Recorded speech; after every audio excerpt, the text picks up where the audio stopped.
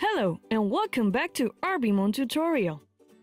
Today, we will guide you through all of the analysis sections.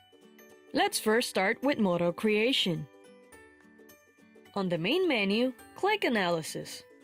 Now that you are in the Model section, press the plus button. Assign a name. Select Pattern Matching as your classifier. And then the training set.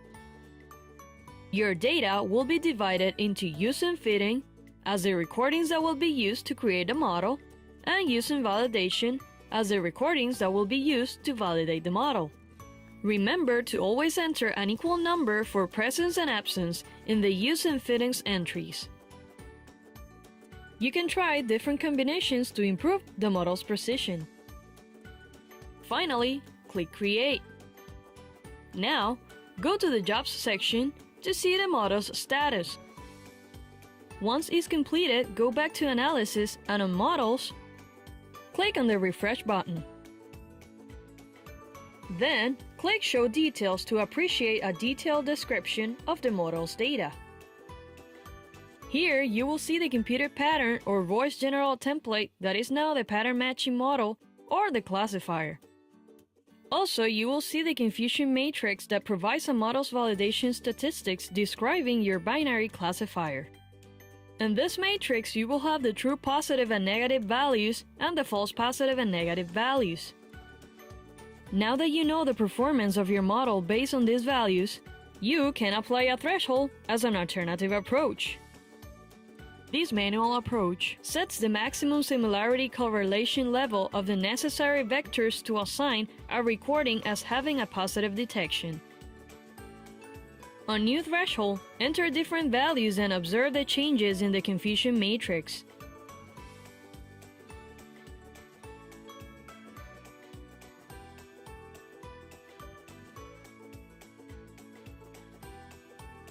Once you are comfortable with the values, click Save Current Threshold. If you want to see the model's results in detail, scroll down and arrange the results, for example, based on the model presence. Let's select an example when all said that the species was present. In this case, you can appreciate different peaks, and based on the thumbnail, you can see that the species is present. If you want to see the thumbnail in more detail, you can always open it in the visualizer. For now, let's go back and check another example when the user said no and the model said yes. Here you can see different peaks, but based on the thumbnail, you can appreciate that the target species is not present, and the peaks are the result of another sound. In this case, this peak happened when a branch touched the microphone. As mentioned before, you can always see any thumbnail in more detail by clicking Open in Visualizer.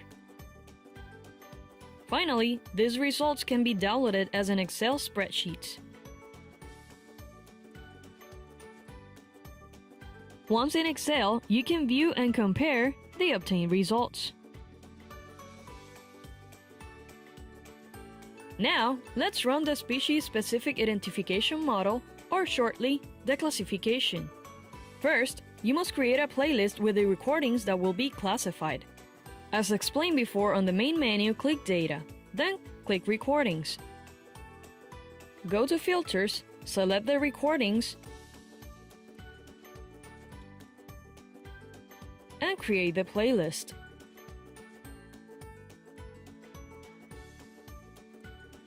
Going back to Analysis, on the left menu, click Classifications. Then, on the plus button. Assign a name, select your model on the playlist, and click Create. Now, go to the Jobs section to see the classification status.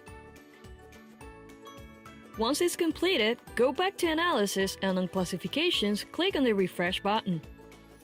Go to Show Details to see the results.